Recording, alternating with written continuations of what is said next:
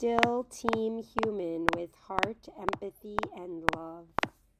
Hi, everyone. I'm about to share our latest Still Team Human podcast with you.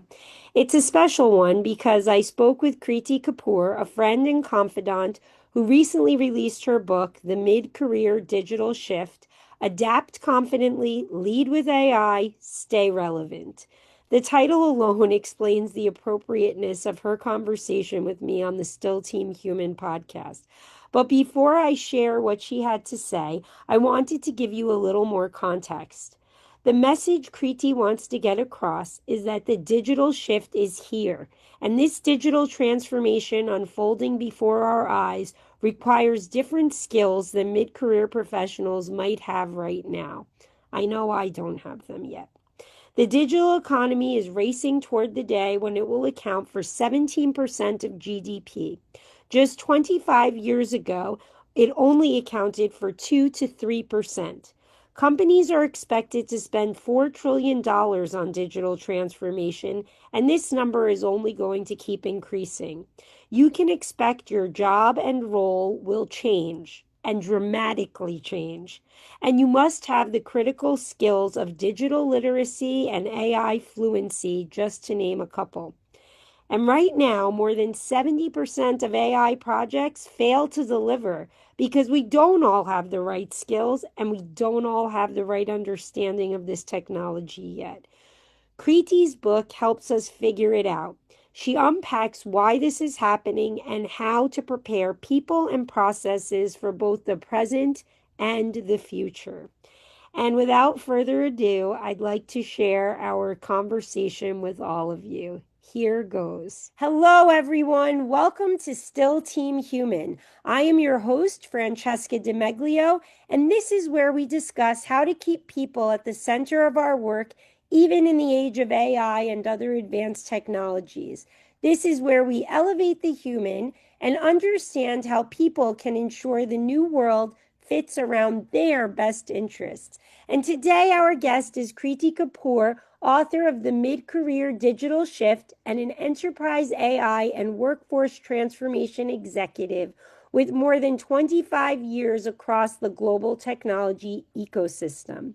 She is also someone I have gotten to know over the last few years because she was an advisory board member at PEX Network, my old stomping ground. I've also enjoyed her book, and we're going to discuss that today. Hello, how are you, Kriti? How is everything going? I'm very well, Fran. Thank you so much. And I'm so excited we get to talk.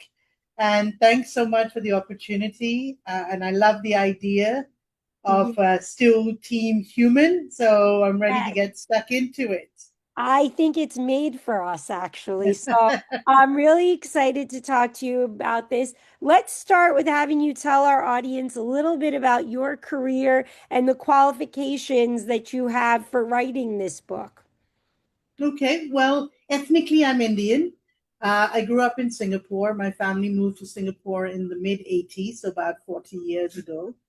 And what brought us to Singapore actually was my dad's career in the technology industry. And I talk a little bit about that in the book as sort of a Yes. preamble. Following in his footsteps, I sort of joined the tech industry in the mid 90s. So I'm carbon dating myself for your audience.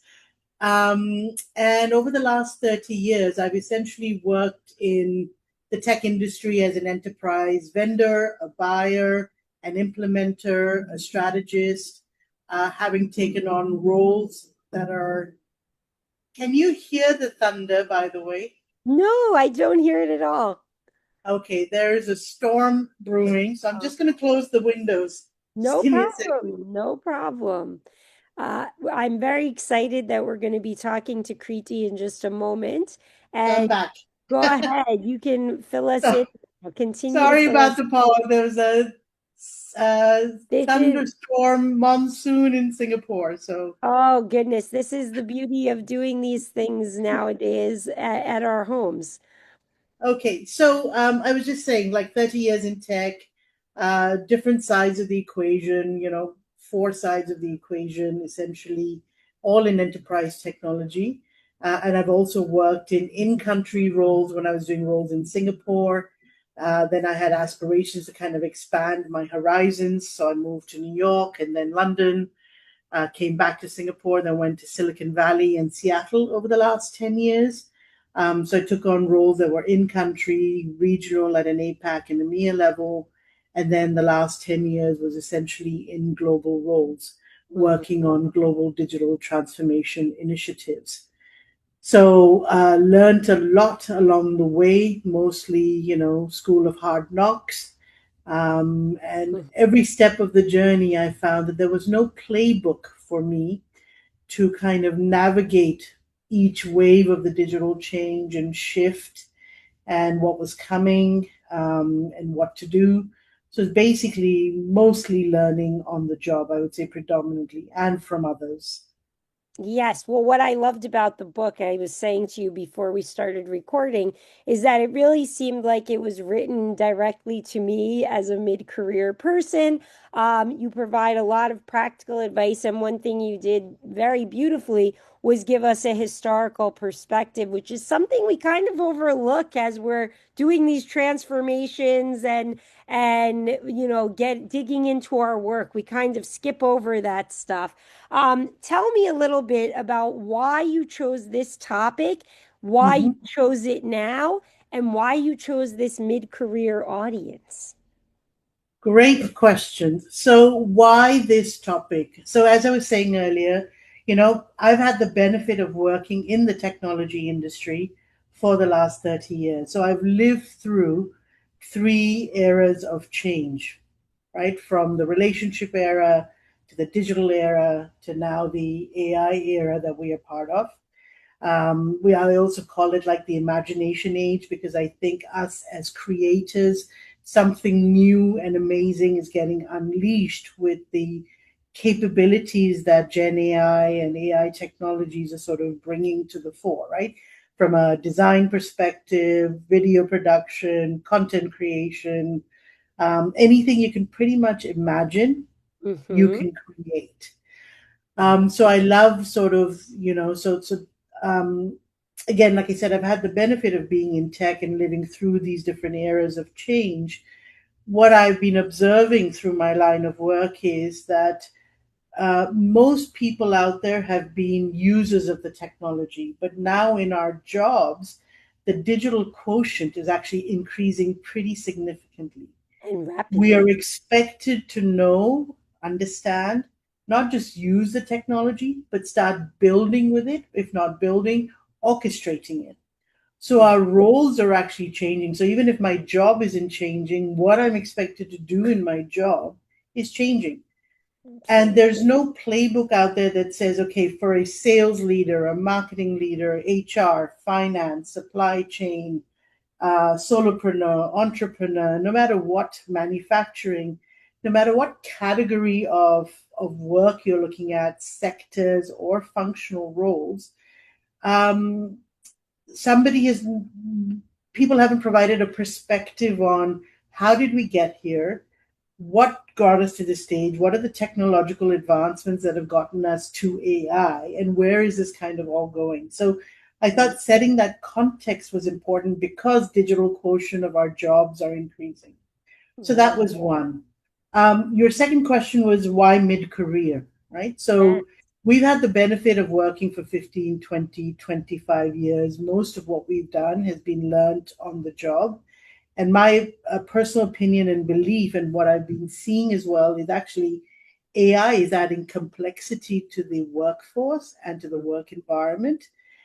And what we bring as mid career professionals is actually experience. We bring relational experience, we bring strategic experience, operational experience, judgment, contextual, which early career hires, they might be really whizzy with the tech, but they don't necessarily have the how do you navigate and operate the complex environments that now we are part of or stepping into.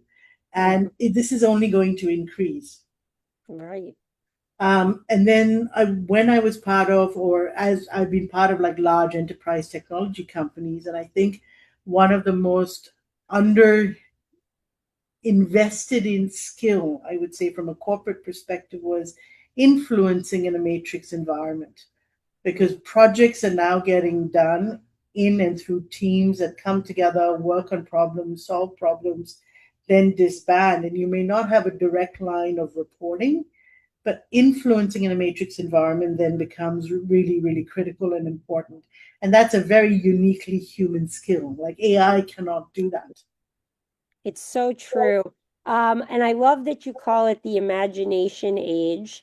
And I find it interesting because you just mentioned this one skill, very human skill of influencing, but also the imagination now. A lot of people are worried that humans are going to lose their imagination. They're going to be unable to be creative, and Mm-hmm. they're going to be having some cognitive loss because they're relying too much on AI. Yet you just said we have a chance to be more creative now. How did you come to that conclusion, which differs than a lot of the people I'm talking to these days? This book would not have happened if I didn't have the tools. Right. This is a perfect example of where I applied, and I talk about AI partnership or leading with AI as a core principle in the book. I had been thinking about authoring a book for nearly 3 years. Hmm. I went through a lot of turbulence on the job front, personal circumstances, etc. So put it on the back burner. And at that point, like Gen AI was just starting to hit the scene. So ChatGPT had just been launched. And I was already starting to use it. This was sort of late 2022 timeframe. So after a little bit of a career hiatus, a pause, I sort of regrouped last year, and there was a story to be told. I knew I had something in me to say, to share the experiences as I was observing as well the disruptions that were going on, the complexity that's happening, the confusion that's out there. And Hmm. everyone's chasing the latest. I must learn this latest tool and I must learn this latest, model, LLM model that's getting launched and those kinds of things. And I really wanted to take a step back and set the strategic context of why. Hmm. Why do you need to learn what you need to learn? How do I assess where do I stand from a skill set standpoint? And AI literacy is important. I think AI fluency is going to become even more important. But had I not had like ChatGPT and Gemini and Perplexity and Claude, for example, and from Anthropic, this book and manuscript would not have come to life. Hmm. The process of research, analysis, editing, copywriting, all the graphics in the book that you see, um, looking at it from a mid-career professional's point of view to say what I'm writing, does it make sense? So I didn't even know they were called skills then. Claude's kind of long skills. But I Right. built these little MD files that would then go and say, review this content as my ideal client profile. And this is a definition of my target audience. Is what I'm putting out there relevant to the audience? Review this as industry experts A, B, C, D, E. Is what I'm saying resonating or reflective of what others are saying? Are there any blind spots? What am I actually missing? So the tools have actually helped to unleash the creator in me in a Right. very wonderful, unique way. And when you start looking through the book, as you can see in there, I have like 32 graphics in there. I Yes. didn't work with a graphic designer. I did it, Hmm. right? So I found tools that helped me visualize the storytelling, which I thought was really important because the topic is pretty technical, It right? is. But to make it really relatable. So what was your experience like as you're working through the book from a technical sort of backdrop to making it relatable? How did you find that? Well, I was just going to interrupt you to say that I actually found that very helpful because, sometimes the text gets heavy for people, and those graphics really show you what you need to know. Also, some people prefer to learn that way. And so it really speaks to both learning methods, so it Yeah. can be relatable to more people. I also think I've had similar experiences to you.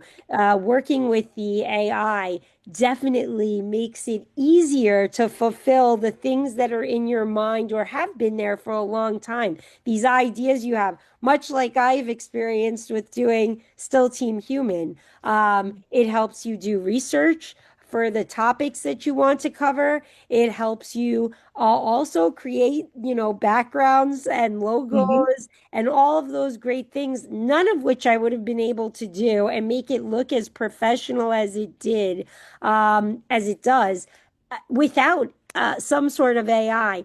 You mentioned a bunch of the tools. Do you find some are better than others? Do you have any recommendations for people or things you think everyone should be going out and playing with right now? So the first thing I would say is everybody should get at least one professional account, one pro account, whichever tool becomes your preference, right? So, but just coming back to the point you were talking about, where I was talking about like the creation process of the book, right? Yes. So, I did my own book cover. I did all the graphics. The only thing that the publishers helped me with, which was actually the most laborious and tedious process towards the end of the manuscript, was the physical typesetting. So if I Mm, was only doing a digital book, I probably would have gotten it to market a lot sooner. But because right. I went through a physical typesetting process, that took almost 4 months, which was which was a third of the time versus taking a book from idea to manuscript and getting it ready for launch, right? So that human component of it itself is still really important. And then why I did the physical book is what I wanted to sort of bring that as a conversation, is because when I did a pre-order sort of, hey guys, I'm working on this book and this topic, about half the people came to me and said, is this going to be available in print? Mm, So there is something wonderful about it, and even I felt it. Like when I'm reading pages on a screen, versus when I actually physically get to hold the pages and I yes. get to review it and refer to it and I'm using it in my day to day job or whatever it is. There is something very, very different about a tactile, tangible experience that's very hard to explain unless you actually go through it, right? So when I offer a copy of my book to somebody or they bring it to me and say, can you sign it for me or this, that, the other, it just creates a very, very different human connection and experience. I couldn't Um, agree more. I love the smell of printed book or yeah. printed newspaper and the feeling of it between your fingers, turning the page, the sound it makes. It's a very sensory experience that Mhm. can't really be replaced. As much as I am reading your book on my Kindle, and that is how I tend to read books nowadays. Also use audio often when Yes. that's available. But there is something so special about the pages. I started in newspapers, so I'm always like very tactile about it. You want to feel the paper, see the print. I Um, think we might actually see a resurgence of that. So I think it'll be really interesting. I Um, imagine nostalgia and also the younger people who haven't experienced that, there's a novelty to it, and there is something special about it. yeah.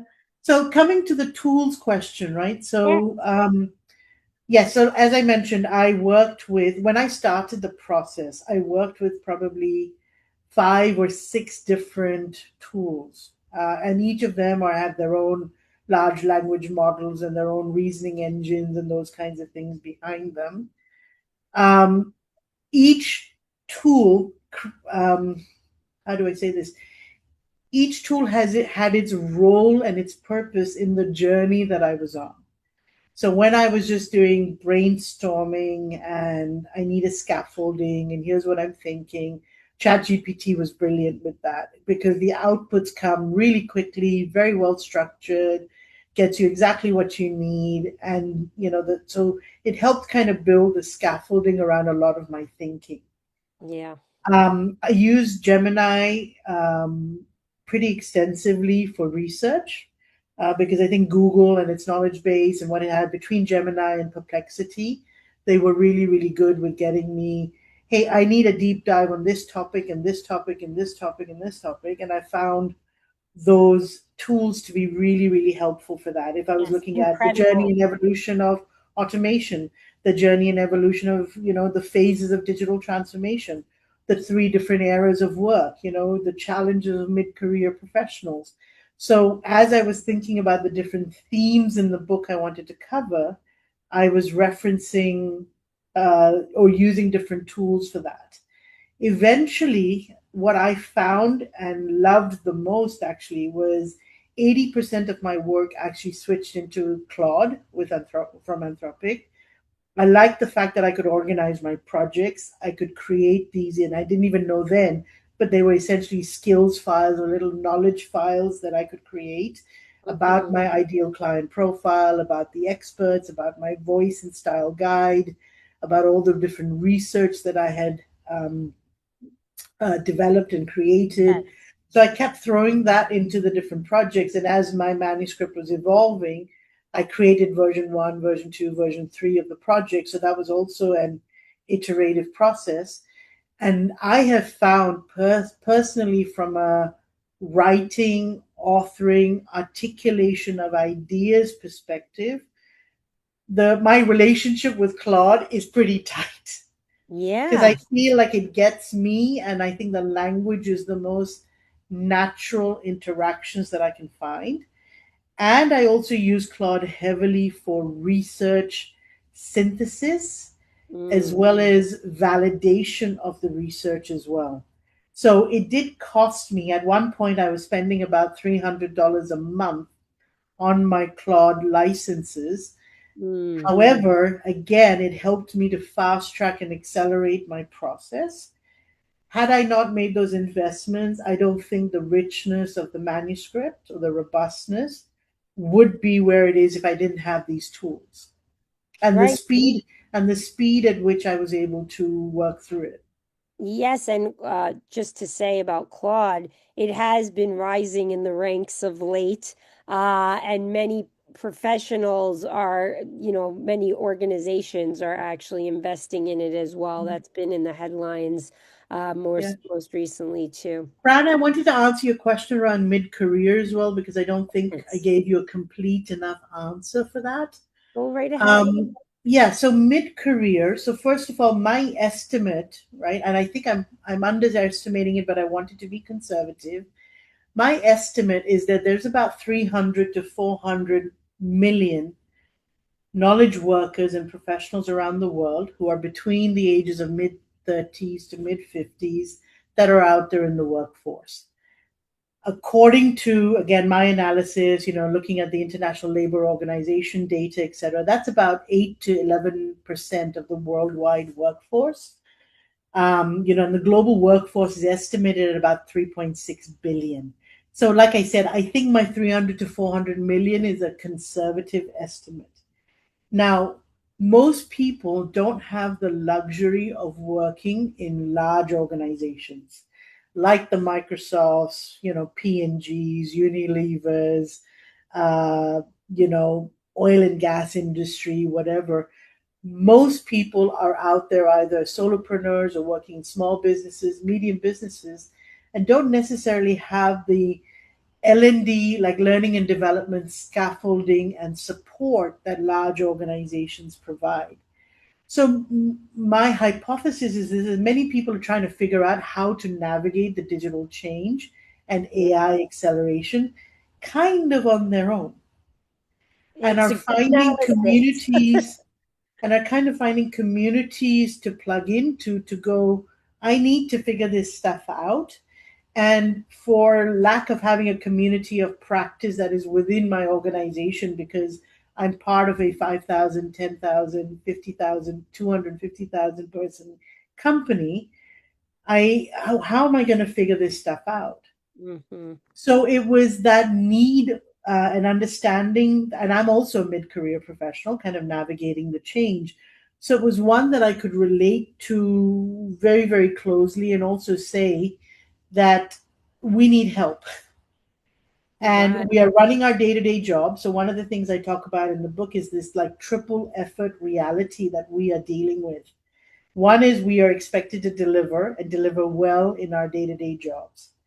Secondly, actually, as mid career or experienced professionals, I would say most of our time and effort is actually spent in translation work, in bridging work. Person X is not talking to person Y, or we're solving complex problems. And because of our experience, we're able to connect the dots a lot faster, a lot better, and get people in a room to discuss and address issues and even ask the question, are we solving the right problems? What problems are we trying to solve? And then building the roadmaps and having the agility to kind of go and drive that change. But in Absolutely. my roles, I experienced a lot of my job as a leader, as a professional, was in kind of navigating the organizational complexity. So that's, I consider it like translation work or bridging work. And Yes. now we can't do point in time learning anymore. Learning has to happen in the flow of work. So Mm. continuous learning is essential. Whether it's a little app I've built here, a little automation I've built there, a new tool I've used, a new capability I've used. So we're also dealing with like this triple effort reality that makes it really, really hard to figure out what do I go focus on. Right. I think that's such a good point, especially in the United States. I've seen that having covered HR for Mm. HR Exchange Network, it's well known fact that we're very behind the times in the way we train, the upskilling. You and I have talked about the difference in Mhm. Singapore and how, ahead of the times it seems compared to us. So yes, I think you're right. People are on their own to figure this out. And as you point out, this particular generation kind of has one foot in the past and one foot in the future. They have experience talking on a landline and Yeah. going into the office to work. And I speak from what I know. And yet we've lived through all of these amazing advancements that it's Yeah. almost too incredible to believe.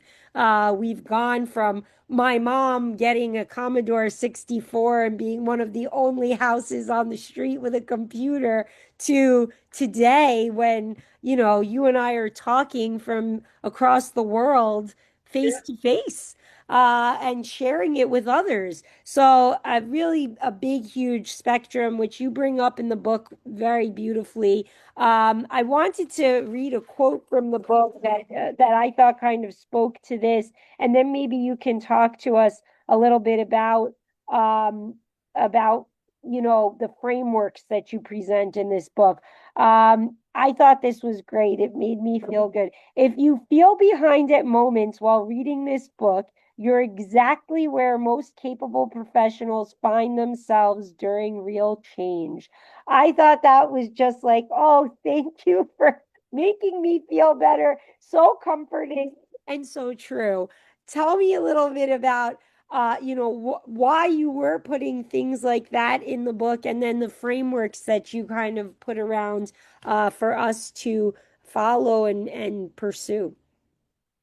I'm going to ask you for a request. Could you read that quote back to me because I don't remember putting it in, but Of course. I know I did. It's like Yes, and this is earlier in the book, because it's early in my notes. If you feel behind at moments while reading Mm, this book, you are exactly where most capable professionals find yes. themselves during real change.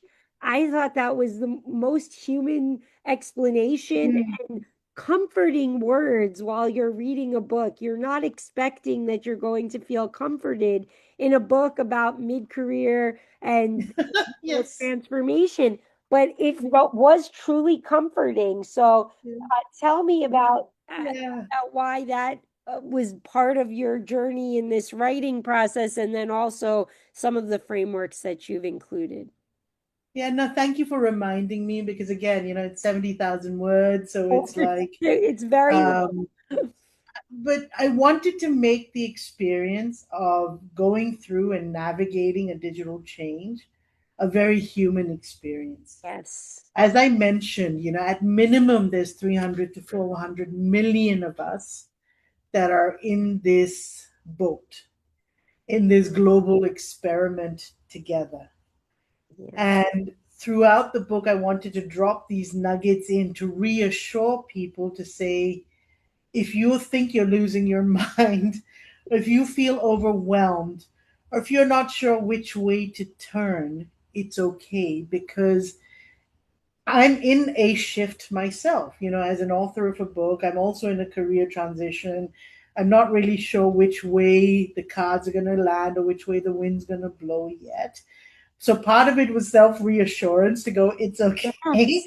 And part of it is like Oh, amazing. reassuring others to go, it's okay. And kind of normalizing the experience that we are actually having and naming it. Yes. Because sometimes I find, like, we as professionals, we hide behind the veneer of we need to show up as these serious corporate people and show up at Mm, work with our, our boots on and our armor on and this, that, the other. But underneath all of it is fear, doubt, uncertainty, 100%. insecurity. Am I going to have my job or not? How do I adapt to the change? How do I? And I also chose the book subtitle and title very deliberately. I could have written just like mid career shift or navigating the shift in the AI era, but I was very deliberate about the next decade of our careers. We Mhm. have to, I would say, maybe in the next 1 or 2 years, there is no choice but for us to adapt. Yes. And what I'm hoping that my book provides and contributes is, one is the reassurance, which I think is important, but two is now navigating the change with greater clarity and confidence. Because then you're able to answer the questions of why do I need to do this, right? So that adapt piece was important. Second part is leading with AI. So it's like I'm not in competition with it. Hmm. Uh, I'm still the human. We hear about human in the loop, and I hate it. I think Hmm. human in the lead is the way to think about it. Oh, that's great. And I also talk about AI partnership because AI is a collaborator, a research assistant, somebody that's going to go and do the tasks that I don't want to do or that can do it better and faster while I go do my creative thing. So that me writing the book was an example of how I put the tools to the test and learned as well along the way.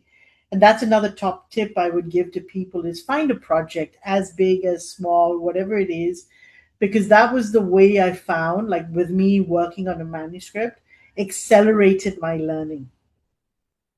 It Yes. accelerated my learning and my exposure to the tools and getting like, okay, demystifying each of these. And I don't claim to be an expert. I don't think anyone can How because can the yes. pace of change is extraordinary. So that lead with AI kind of comes from that. And then one of the biggest worries and fears that we have as mid career professionals is how are we going to stay relevant? We're Hmm. not old enough to retire, and we're not young enough to go, AI, I got this, I've got my digital backpack on, and here I go, I'm racing to the moon. We're Mm, kind of in the middle, and we yeah. have at least another 10, 15, 20 years of our career. So if we don't pay attention to our own skill set and evolve that, no one else is going to do it for us. It's really true. And I just think you mentioned you were in a career shift, a career transition right now. I'm definitely there too. But I actually feel like even if you have a full-time job right now and have that job title, you're in a career transition. You just don't know Yes. it yet. Especially at this age, at the age that both of us are in, this mid-career portion of people, you just don't know it yet. And I feel that's going to be true across every industry because there's no way that this technology isn't going to touch everything. It's going to touch Mhm. everything if it hasn't already. So, yes, I think that was such a poignant way to put it. Another quote that I took from your book, you said that agentic systems extend what professionals can accomplish. Human creativity, curiosity, and judgment give technology its purpose and direction. This is clearly what you're talking about when you say human in the lead as opposed to Mhm. human in the loop. Uh, And I've been talking to a lot of people, if anyone's been tuning into the podcast, about this idea of AI as a collaborator and helping AI. I mentioned a number of times the book Creativity in the Age of AI, which Professor Jerry Wynn from the Wharton School talks about how we can use the technology to stay creative and relevant. You clearly believe that's possible. How do you envision a year or two, or maybe even five, the collaboration of AI at work with humans? What role Mhm. will we be playing? What role will the AI be playing? And how can we make sure we stay in the lead and not, you know, under the AI's trance or what have you? Yeah. So it's a fantastic question. Firstly, I think it's important, and I have a table in the book that talks about what are uniquely human skills and what are uniquely AI skills. And AI skills will continue to improve as the technology improves. And there's so much investment going into that that is going to continue to happen. But however, there are still some things that are uniquely human that we need to lean into more and more. So, for example, yes, AI might be coded to go help me, or okay, I'm doing a supply chain. Let's say I have supply chain agents running everywhere, Mhm. and I need to dynamically adjust my procurement or my supply chain gets managed, and I might be able to code some of those things into the AI agent. But if a war breaks out, what adjustments do I need to make? What risks do I need to manage? What implications does this have around our location strategy, our people safety strategy, our site strategy, our evacuation strategy? Sure. Is that something that AI is going to be able to do? It might guide your decision thinking. It might be able to triangulate a whole bunch of data points to say, I'm getting you vast amounts of data that you can synthesize and use. But at some point, you're going to need humans to do that hard work. So I think our roles are actually going to evolve into, and I was thinking about it this morning actually. We're going to become more and more creative. So we're going to become creators. We're going to become orchestrators of the agents and a human workforce and an AI workforce, and coexist, like what happened with factories, Yes. right? So it's the industrial era has kind of taught us that what's going to happen. So humans haven't gone away, but the roles that people are playing in their jobs now have changed pretty significantly, right? And with that have come a new set of skills, right? So creation, problem solving. The world has many, many, many, many, many problems to solve. So many. So, what problems are you going to solve moving forward? Where are you going to channel your energy? What lights you up? Mm. um, Putting something like this together actually lit me up. Even though I wasn't in a full time job, I was like, okay, at this moment and point in time in my life, I can do something creative. I can bring a creative endeavor forward, and I can bring my knowledge and experience and hopefully help many more people along the way. So that's an example. And it required me becoming a builder because I could have had an idea, but not take anything into production, right? So that building piece is important. And I worked with a whole bunch of AI agents and tools as an orchestrator to bring a product, a manuscript, a story to life. So I think there's going to be more and more of that kind of work happening. And again, we have to ask ourselves the question, which side of the equation do I want to sit on? Mhm. We always think about where's the puck going, and I have to evaluate to go, am I going to be on the side that's going to be afraid and kind of just dabble in this stuff? Or am I really going to throw myself into it, join the networks? Whatever I'm learning, somebody else is always going to know more than me, and that's okay.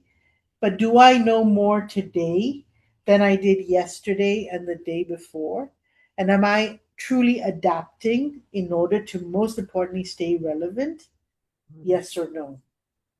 That's so important. I know we're running out of time, and I wanted to get this last question in. So, I am writing an AI constitution because I think Mhm. that we, the people, need to remain in the lead. We need to be determining right now how we want this technology to be used and applied, and we need to set the guidelines and the rules for it. And I want to hear from you, someone who has been working with it so much, who wrote this beautiful book about it. What do you think should be in an AI constitution? What are some of the limits you want us to put on AI? What are some of the things that you want us to maximize, maybe? So I'd say maximize creativity, Yeah. maximize personalization, um, maximize learning, maximize ease of use, maximize demystifying the complexity. Those are things that I would like to see happen. Continue to democratize the technology. The things that I don't like seeing what's happening is the concentration of power and the Yes. concentration of data. And I think the regulatory guardrails, the safety guardrails, the integrity, the safe use of this technology needs to be broadened, maybe more governed or democratized somehow. Mhm. Um, and bias. I think with bias as well, because even when I use AI today, for example, I'll give you a simple example. I wanted to create a video, like little video snippets from my book, and I think Notebook LM is brilliant to consume a lot of information, to process it. I can create an audio file from it, a podcast, slide decks, infographics, etc. But every time I go into Notebook LM and I still say, use a female voice narrator, 1 out of 10 times a female voice narrator comes on my podcast recording. That for me is bias. Yes. When I use the tools to say I want to create a visual image for my book cover or infographics that I'm creating, very often by default, a man shows up. Yes, in a suit. Yes. A man shows up in Right. some way, shape, or form. Yes, a white And man. I have to go in and codify it to say, actually, I'm a woman author. Right. And how many women authors are there out there that have talked about digital transformation and workforce transformation? Probably not that many. Right. And So I and have to intentionally go in and shape that. So I think that that needs to be part of the manifesto. I can't remember the word you just called it, but I called it an AI constitution, but yes, it's my constitution. manifesto. I agree. But I want to get other people's voices Yeah. involved. And I'd like it to be a living document. So I will add Mhm. some of this to it. I know you have a hard out that we have to get to. I wanted to say thank you for doing this. And please come back again and have a conversation with us. I hope you'll be able to. And how can everyone reach you? You can reach me on LinkedIn, and I'm assuming you're going to share all the social links. Of course. So feel free to reach out to me on LinkedIn. I also have the link to my book on the website. If you want to get to me, it's kriti.kapoor.ai or kritikapoor.ai/digital shift. But I'm sure Fran's going to give you all I the will links put there, everything all the in the show resources. notes. Everything will be in the show notes, and you can pick up the book on Amazon. So don't hesitate. Pick it up, give it a read. It is going to help you maybe change your life and your career. So thank you so much, Kriti. It was a pleasure talking to you, and we will do this again soon, I'm sure. Thank you, Fran. Okay, bye bye, everyone. Bye.